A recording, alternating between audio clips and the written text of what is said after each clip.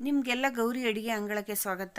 ನಾನಿವತ್ತು ತುಂಬಾ ರುಚಿಯಾದ ಕ್ಯಾಪ್ಸಿಕಮ್ ಕುರ್ಮನ ನಾನು ಮಾಡಿ ತೋರಿಸ್ತಾ ಇದ್ದೀನಿ.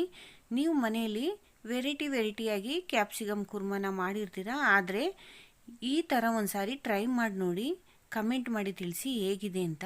ಇದು ರೊಟ್ಟಿ, ಪರೋಟ, ದೋಸೆಗೆಲ್ಲ ತುಂಬಾ ಚೆನ್ನಾಗಿರುತ್ತೆ. ನೀವೊಂದು ಸಾರಿ ಟ್ರೈ ಮಾಡಿ. ನೀವಿನ್ನೂ ನಮ್ಮ ಚಾನಲ್ನ ಸಬ್ಸ್ಕ್ರೈಬ್ ಮಾಡ್ಕೊಂಡಿಲ್ಲ ಅಂದರೆ ದಯವಿಟ್ಟು ಸಬ್ಸ್ಕ್ರೈಬ್ ಮಾಡಿಕೊಂಡು ಪೂರ್ತಿ ವಿಡಿಯೋ ನೋಡಿ. ಈಗ ಕ್ಯಾಪ್ಸಿಕಮ್ ಕುರ್ಮನ ಹೇಗೆ ಮಾಡೋದು ಅಂತ ನೋಡೋಣ ಬನ್ನಿ. ಎಲ್ಲ ಕಟ್ ಮಾಡಿ ರೆಡಿ ಮಾಡ್ಕೊಂಡಿದ್ರೆ 10 ನಿಮಿಷದಲ್ಲಿ ನಾವು ಈ ಕುರ್ಮನ ರೆಡಿ ಮಾಡ್ಕೋಬೋದು. ಈಗ ಸ್ಟಾರ್ಟ್ ಮಾಡೋಣ. ಮೊದಲು ನಾನು ಸ್ಟವ್ ಆನ್ ಮಾಡಿ ಒಂದು ಬಾಣಲಿ ಇಟ್ಕೊಂಡಿದ್ದೀನಿ. ಈ ಬಾಣಲಿಗೆ ನಾನು 1 ಸ್ಪೂನ್ ಧನಿಯಾ, 1 ಸ್ಪೂನ್ ಕಡಲೆಬೇಳೆ, 1 ಸ್ಪೂನ್ ಉದ್ದಿನಬೇಳೆ, 4 ಖಾರದ ಮೆಣಸಿನ್ಕಾಯಿ, 4 ಬ್ಯಾಡಗಿ ಮೆಣಸಿನ್ಕಾಯಿನ ಹಾಕಿ ನಾನು ರೋಸ್ಟ್ ಮಾಡ್ಕೋತಾ ಇದ್ದೀನಿ. ಇದು ರೋಸ್ಟ್ ಆದಮೇಲೆ ಈಗ ಇದಕ್ಕೆ 2 ಸ್ಪೂನ್ ತೆಂಗಿನ ತುರಿನ ಹಾಕಿ ಅದನ್ನು ಸಹ ರೋಸ್ಟ್ ಮಾಡ್ಕೋತಾ ಇದ್ದೀನಿ. ಸಾಕು, ಇಷ್ಟ ಆಗಿದೆ. ಇದು ಪೂರ್ತಿ ತಣ್ಣಗಾದ ಮೇಲೆ ನಾನು ಒಂದು ಜಾರ್ಗೆ ಸೇರಿಸ್ಕೊಂಡು ಇದನ್ನು ಪುಡಿ ಮಾಡ್ಕೊಂಬರ್ತೀನಿ. ಈಗ ಇದನ್ನು ಸೈಡ್ಗಿಟ್ಟು ಸ್ಟವ್ ಆನ್ ಮಾಡಿ ಒಂದು ಬಾಣಲಿ ಇಟ್ಟಿದ್ದೀನಿ. ಈ ಬಾಣಲಿಗೆ 1 ಟೇಬಲ್ ಸ್ಪೂನ್ ಎಣ್ಣೆನ ಸೇರಿಸ್ಕೊಂಡು ಒಂದು ದಪ್ಪ ಸೈಜ್ ಈರುಳ್ಳಿನ ಕಟ್ ಮಾಡಿ ಹಾಕ್ಕೊಂಡಿದ್ದೀನಿ. ಹಾಕ್ಕೊಂಡು ಇದನ್ನು ಫ್ರೈ ಮಾಡ್ಕೋತಾ ಇದ್ದೀನಿ. ಈರುಳ್ಳಿ ಸ್ವಲ್ಪ ಮೆತ್ತಗಾಗಲಿ. ಇದು ಮೆತ್ತಗಾದ್ಮೇಲೆ ನಾನು 2 ಟೊಮೊಟೊನ ಸಣ್ಣಗೆ ಕಟ್ ಮಾಡಿ ಇದಕ್ಕೆ ಸೇರಿಸ್ಕೊಂಡು ಅದನ್ನು ಸಹ ನಾನು ಮಿಕ್ಸ್ ಮಾಡ್ಕೋತಾ ಇದ್ದೀನಿ. ಈ ಟೊಮೊಟೊ ಸ್ವಲ್ಪ ಮೆತ್ತಗಾಗಲಿ.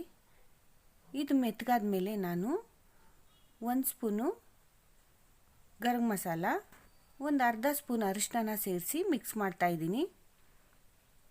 ಇದು ಚೆನ್ನಾಗಿ ಮಿಕ್ಸ್ ಆದಮೇಲೆ ಇದಕ್ಕೆ ನಾನು ಒಂದು ಅರ್ಧ ಕೆಜಿ ಕ್ಯಾಪ್ಸಿಕಮ್ನ ಕಟ್ ಮಾಡಿ ಇಟ್ಕೊಂಡಿದ್ದೆ, ಅದನ್ನು ಸೇರಿಸಿ ಒಂದು 1/4 ಬಟ್ಲು ಬಟಾಣಿನ ಸೇರಿಸಿ ಒಂದು ಆಲೂಗೆಡ್ಡೆನ ಕಟ್ ಮಾಡಿ ಸೇರಿಸ್ಕೊಂಡಿದ್ದೀನಿ. ಬಟಾಣಿ ಒಂದು 100 ಗ್ರಾಮ್ ಇರ್ಬೋದು ಅಷ್ಟೇ. ಈಗ ಇದನ್ನೆಲ್ಲ ಮಿಕ್ಸ್ ಮಾಡ್ತಾಯಿದ್ದೀನಿ. ಬಟಾಣಿ, ಕ್ಯಾಪ್ಸಿಕಮ್ಮು ಮತ್ತು ಆಲೂಗೆಡ್ಡೆ, ಒಂದು ಆಲೂಗೆಡ್ಡೆನ ಕಟ್ ಮಾಡಿ ಹಾಕ್ಕೊಂಡಿದ್ದೀನಿ, ಅದು ಎಲ್ಲ ಸೇರಿಸಿ ಮಿಕ್ಸ್ ಮಾಡ್ತಾಯಿದ್ದೀನಿ.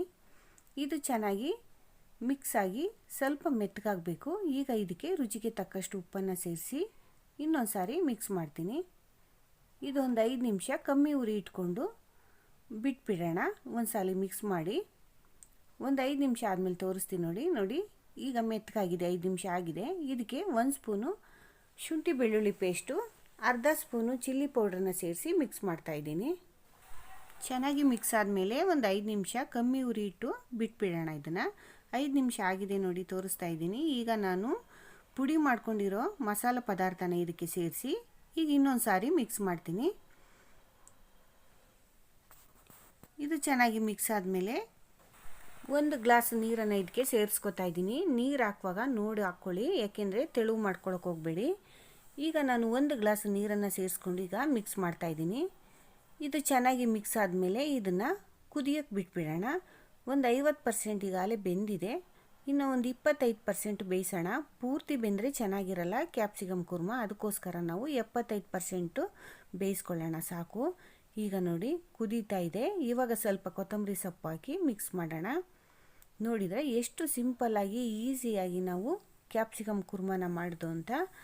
ಈ ರೆಸಿಪಿ ನಿಮ್ಗೆ ಇಷ್ಟ ಆಗಿದರೆ ಲೈಕ್ ಮಾಡಿ, ಶೇರ್ ಮಾಡಿ, ಕಮೆಂಟ್ ಮಾಡಿ. ಇನ್ನಷ್ಟು ಈಸಿ ರೆಸಿಪಿಗಾಗಿ ನಮ್ಮ ಗೌರಿ ಅಡುಗೆ ಅಂಗಳಕ್ಕೆ ಸಬ್ಸ್ಕ್ರೈಬ್ ಆಗೋದನ್ನು ಮರಿಬೇಡಿ.